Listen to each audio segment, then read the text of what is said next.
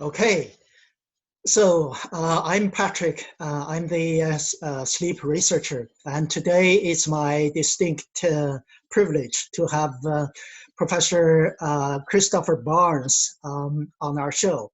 Professor Barnes is a world-renowned sleep scholar from the University of Washington. Uh, Professor Barnes is currently in UK, so we reached him in UK. So, Professor Barnes, what can you tell us about your exciting sleep researchers and teaching activities?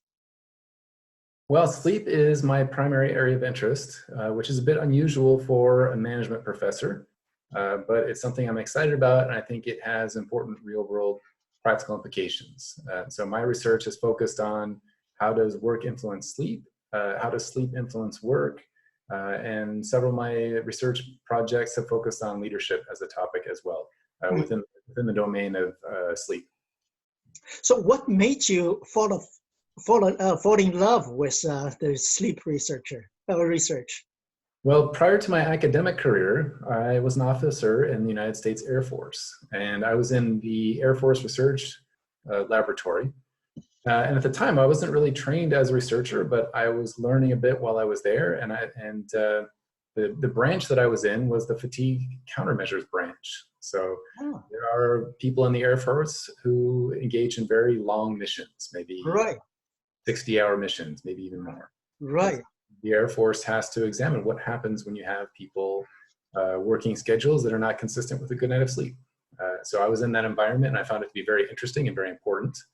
And then I started my PhD in organizational behavior in management, and found that the whole domain of management had pretty much ignored this topic of sleep. And so I figured it would be a good time to see if I could get that going. Wow, this is really fascinating. I heard that during the Second World War, there was a special sleep technique used by the U.S. pilot in the pre-flight school. Is that something that got evolved over the years and decades? Yeah, so I'm not sure what they did in World War II, but I know that the contemporary practices in the Air Force, firstly, they try to do their best to schedule operations in a way that will be minimally disruptive to sleep within the parameters of the mission, which is not always very possible. And then on top of that, some of the airframes have more than one pilot, and they rotate their pilots. And on top of that, sometimes they will use what they call go pills and no-go pills. So go pills are drugs which help them stay awake, and then no-go pills are drugs which help them fall asleep after the mission. That's fascinating. So we all know that sleep is important, but we don't know why it is really important. So how important is sleep from the sleep scholar perspective, from the scientific perspective? Yeah, so there's a large body of research to indicate the important physiological functions that happen during sleep. And this is research that's built up over decades. Mm-hmm. And some of the important things that happen while we're asleep is the removal of metabolic waste products. You can think of it as taking out the garbage while the brain is in almost like an offline mode. Not exactly offline, but some parts of it kind of go offline. So getting rid of those metabolic waste products is an important activity. Another is the reorganization of neural connections, enhancing some connections and then pruning away some other connections. And there are some other hypotheses as far as what are key functions that happen during sleep. And that's all really important. What I've done is taken that body of research and applied it to work-relevant outcomes, and also looked at work-relevant antecedents. Right. So in my research, I've examined what happens when people work when they're not getting enough sleep. And I've examined outcomes that you might not be surprised by, like work engagement. We find that people engage in less work when they are sleepy, when they're sleep deprived. Their job satisfaction is worse. They're grumpier at work as well. And outcomes that are maybe a bit more novel. So cyberloafing is one outcome that I've examined. Cyberloafing is when you're paid to be working, but instead maybe you're watching YouTube videos of or something like that. Uh-huh. Mhm. And then maybe the scariest is one of my papers shows that when people are sleep deprived, they're more likely to engage in unethical behavior. This is because actually many of these outcomes are tied to the fact that self-control is impaired when people are sleep deprived. Mhm. So self-control draws heavily on the prefrontal cortex, and there's research to indicate that the prefrontal cortex is disproportionately negatively influenced when Mhm. people are sleep deprived. So what we find is that when people are sleep deprived, they have a harder time resisting various temptations. And some of those temptations are to engage in unethical behavior. Other temptations are a bit more benign, such as watching those cute kittens on YouTube. But we see similar sorts of effects with these self-control related outcomes. So the sleep really has some real life importances there. Really surprising to me, actually. Now so we all want to have a good sleep. As a sleep scholar researcher, what tips could you give us to have a good sleep? You know, a lot of the people in our audience have difficulty to sleep, whether it's a difficulty to fall in sleep, or it's very difficult to stay in sleep, or difficult to get rid of some of those interferences that affect sleep. So what maybe some wisdoms you could share with us? Yes, there's a large literature on helping people sleep better, and some of it's really concrete and some of it's a bit more broad. So I'll start with some of the concrete stuff. So you might see what people call sleep hygiene. So sleep hygiene refers to specific behaviors that are consistent with a good night of sleep, Mhm. as contrasting with behaviors which are inconsistent with a good night of sleep.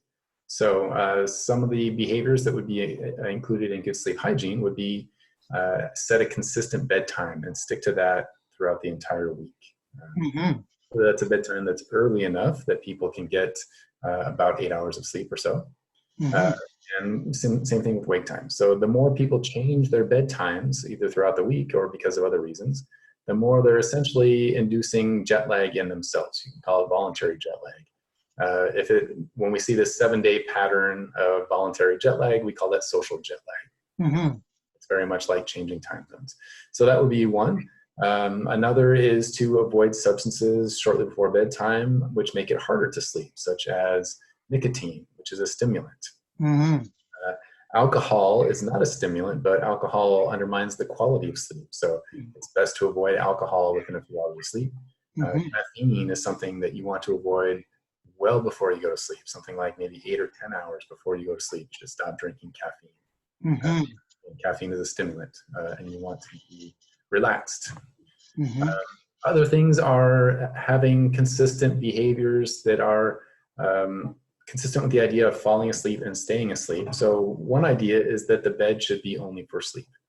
So you want to pair in the back part of your brain, bed, sleep, bed, sleep, bed, sleep. Keep that So nice. so we shouldn't be reading in the bed or watching TV in bed. Right. So some people turn their beds into a home theater and maybe a home dining room, maybe the home office. That's not what you should be doing in your bed. Only sleep and sex, and that's it. Banish everything else from the bed and from the bedroom if Mhm. you can as well. So those are some of the general sleep hygiene behaviors which help. Mhm. The thing that helps is try to adjust schedules to be consistent with a good healthy night of sleep. And so some of that's about the consistency of schedules, also about what time do we work. It's best to work when the sun is up and to sleep when the sun is down. Obviously not every job will allow that, but to Mhm. the degree that this is possible, that's something we should all be striving for. Mhm. Also dealing with anxiety issues. There are lots of reasons that people experience anxiety. Maybe people have anxiety disorders, but on top of that, even just people who have normal, healthy lifestyles will have days at work that are tough. And so they'll have anxiety from that, or they'll have a fight with a partner. They'll have Right. anxiety for that. So the more that people are able to address anxiety and to lower anxiety, Mhm. the easier they will find it to fall asleep and stay asleep. And Mhm. there's some research to indicate that mindfulness exercises are one way by which people can lower their anxiety and more specifically lower their rumination. So rumination is when you get caught in a thought loop. worried about something, and it just keeps rolling around in your mind, keeps going, keeps going. So what kind of mindful exercises can people do? Well, there's a variety of mindfulness exercises. My personal favorite are very simple exercises that don't require people to go away to 2 weeks of mindfulness camps. So I like a 2 to 3 minute breathing exercise right before bedtime. I like the fact that it can be nice and short like that, so it's not overly burdensome. And I like the fact that if you do it right before bedtime, that you will be cutting that rumination loop when you're trying to fall asleep. And so that should help ease you right into sleep. And there are some data that are consistent with that idea. What kind of breathing exercises would you do? Is it something like a yoga breathing exercises? Yeah, so there are a lot of breathing exercises which share the same general concepts. The main focus here is to put 100% of your attention on your own breathing. And there are many YouTube videos that can help guide people through this. But the idea is that mindfulness is about being totally present in the moment and pushing out the past and the future. And that's very consistent with stopping rumination and worries. So by focusing all of your attention on your own breathing in that moment, everything else just kind of fades away, or at least that's what you're striving for. So this breathing exercises is not only for the breathing per se, but also for sort of meditation purposes. Absolutely. Yeah. So it's not just about the breathing, it's about focusing your attention on the breathing. That's the element here. And there are lots of other alternatives. Maybe people find that they enjoy yoga and that they get some of the same benefits from yoga, or other forms of meditation could potentially be similar. I'm just more familiar with the research on mindfulness in particular, especially maybe a short breathing exercise before bedtime. Other things that we can do is to address various sleep disorders. So there are very common sleep disorders. Insomnia is probably the most common sleep disorder out there. And many people who suffer from it, and if they just got treatment, then they could ameliorate the issue pretty quickly. And there are relatively cost-effective ways of treating insomnia, some of which are available online. Sleep apnea is another one that is very, very common, especially in the US. And it's one that's probably becoming more common over time. And there are cost-effective ways to address sleep apnea as well. And so bringing those into the life of somebody who's suffering from a sleep disorder can dramatically improve their sleep and their quality of life. And my own research indicates that when you treat insomnia, but probably would be the same with other sleep disorders, when we treat insomnia, we actually get better work outcomes out of that employee. What are some of the most effective ways, medical or natural or traditional, in terms of treating the insomnia? So the single most empirically supported way to treat insomnia is cognitive behavioral therapy for insomnia. So this is a system that contains 6 or 7 components. They're all packaged together into one holistic system for helping people get into a stable pattern of bedtimes, helping them relax at the right time, maybe even restricting their sleep in the short run so that they will be more tired when they go to bed and find it easier to fall asleep and sleep, and then later on expanding that sleep to a more natural length. So really good CBTI is adaptive and based on the individual demands of the user. And so there are smart online-based CBTI systems, and then there's also face-to-face CBTI, which can be delivered by experts as well. And so there's a rich body of evidence to indicate that CBTI is very effective at helping address insomnia, not just in the days following the treatment, but in months following the treatment, and maybe even more than months. I've seen some pretty compelling evidence to say that 6 months later, people are often still sleeping at very high levels 6 months after they've gotten treatment for CBTI treatment for insomnia. So how does the sleep pattern affect the sleep quality or outcome? What I mean is, for example, some people say, well, I only have 7 hours to sleep today, but I can do either sleep, 7 hours in one go, or I can do, I sleep 5 hours at one go and then take another 2 hours later in the day. Is there any difference in terms of the sleep quality or sleep outcome in this kind of different sleep patterns? So as a general rule of thumb, the more interruptions to your sleep, the lower the quality. So each time you interrupt sleep, you are disrupting the cycles that happen while we sleep. So you move through multiple phases over the course of time, multiple phases of sleep, and each phase serves a different purpose. And so when you take this beautifully operated concert of functions that happen while we're asleep and chop them into pieces, you don't get the same benefit as if you allow them to run through continuously, maybe 8 hours straight. Now, that's not to say that getting, say, 7 hours of sleep at night and then an hour during the day would be bad. It's just not as optimal as maybe 8 hours straight. So my view on naps is ideally you don't need naps because you're getting enough sleep at night that it's not necessary. But if that's not the case and you're not getting enough sleep at night, then naps are a nice way to help partially address the issue.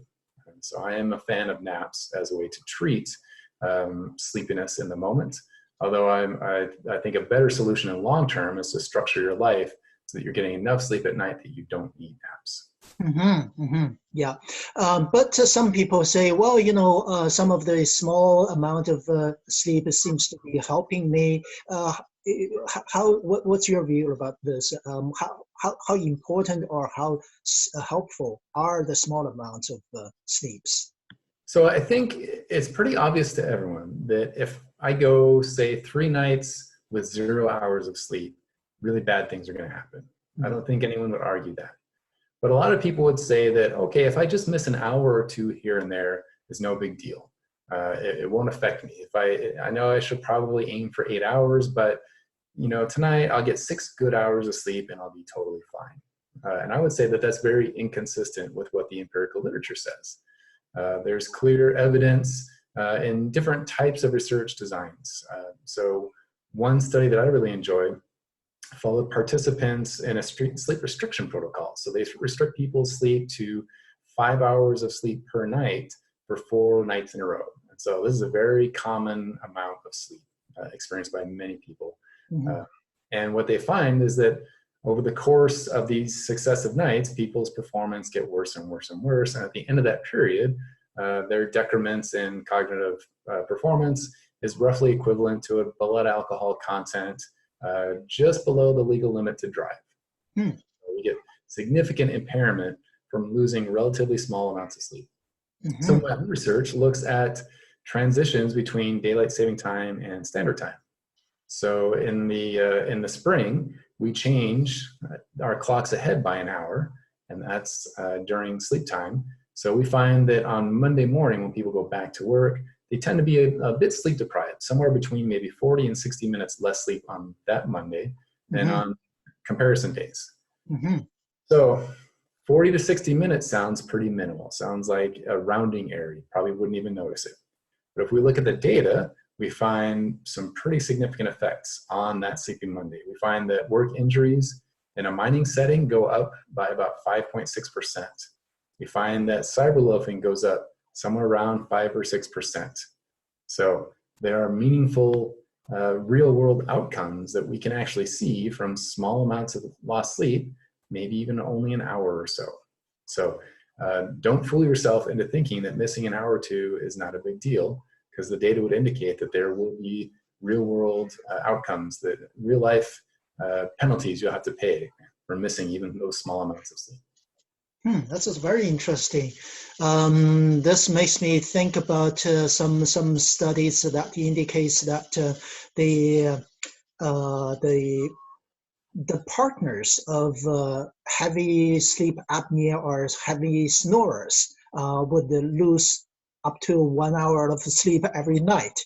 So normally the people would say, well, 1 hour of life is not as sleep is not too much, but based on what you said, is really critical, not only in terms of to the health, but also to the risk of the performance the next day. Yeah, so we sleep in a social context, and so we are not isolated people. Many people sleep with partners, and so it's very easy to imagine that one person not sleeping well will disrupt the sleep of another person. Some of my research also looks at how does the sleep of one person influence outcomes for other people. So Mm-hmm. I have a few different papers on the effects of sleep on leadership. Mm-hmm. And one of those in particular examines this spillover or crossover effect, we would say. So what we find is that on nights that leaders get poor quality sleep, Mm-hmm. they engage in more jerky behaviors towards their subordinates the next day. Mm-hmm. And as a result, those subordinates are less engaged at work. So the Mm-hmm. sleep of the boss affects outcomes of the subordinates. There's other research to indicate that when someone is sleep deprived, they have more marital conflict. So the spouse sort of pays a penalty for the other partner's sleep deprivation, and marital quality and satisfaction goes down Mm-hmm. for a sleep deprived person in the relationship. So yeah, we are connected in our sleep, as well as the way in which sleep influences one person can be connected to outcomes of other people as well. Then a lot of people have, everybody has their own favorite position of sleep. How important is the sleeping position to the sleep quality? And what is the best sleeping position, maybe? So this is a little bit further out from where my core expertise is. Okay. But my understanding is what the literature has to say is that sleeping on your back increases the prevalence of sleep apnea and the severity of sleep apnea, and that sleeping on the side helps to minimize the probability of these symptoms appearing and the severity of these symptoms as well. Mm-hmm, mm-hmm, mm-hmm. Yeah. Now, let me see. I have this. This is the sleep Ajuvia Sleep. This is a little device to help the people to sleep in certain positions. Now, you are very you're preparing to do a sleep a study around this technology to see how it affects the the next day work performance. Now, what made you to be interested in doing a study about this little guy? Well, from a big picture, I've spent about 10 years now conducting research showing the effects of sleep on work outcomes. And I've been pointing out the problem, like, look what happens when employees are sleep deprived. Mm. So starting a few years ago, I wanted to conduct research that provides solutions. Like, okay, we know it's a problem, so what can we do about it? And so I published a paper on insomnia treatment as a solution to the effects of insomnia on work outcomes. I have another study looking at blue light blocking glasses as a way to help people do better and get better work outcomes. Mm-hmm. And so this one I see as the next step in that line of research. And from what I've heard, this device, there's some initial indications that it is helpful in treating sleep apnea in a cost-effective way. And so that really caught my attention because I'm someone who is a big fan of applying solutions in the real world. And so it's not just about what works, but also what works in a way that can be practically implemented. And so this seems like it has the potential to be something that would not only work, but would be cost-effective enough to be deployed broadly, and maybe to people who would not be receptive to other forms of treatment, which might be more invasive. So for those reasons, I'm very interested in seeing, can we get better work outcomes from devices such as this? Mm-hmm. Yeah, thank you. Now, is there any other wisdom that you would like to share with us, with regards to how to get the perfect night of sleep? Well, I think part of this is getting in the right mindset. A lot of people try to squeeze a lot of things into their lives, and they say there's not enough time in the day to do everything. And so some of my research indicates that when people feel like there's not enough time to do everything, one of the first things they start to sacrifice is sleep. They're willing to trade away sleep time in order to gain more work time or more time with family. Mm. And so in some ways, it's admirable that people are so self-sacrificing. But I would also say that this is a bit of a short-sighted strategy, because you might experience some short-term benefits and that you do get to squeeze in a little bit more work or a little bit more family time or whatever else. But in the long run, this will be a losing strategy. This will lower the quality of the time you have with your family. This will lower the quality of your work. So I always say that sleep makes everything else better. So if you can make sleep a priority, then you'll be more likely to engage in the right set of behaviors to maximize sleep. And then you will get the payoff in the form of better work, better relationships, better health, better everything else. Great, great. Thank you, Professor Barnes. Was a very, very helpful session of the discussion. And thank you again. And bye-bye. All right. Thank you. Bye-bye. All right. So we're good? Yeah, very, very good. Perfect.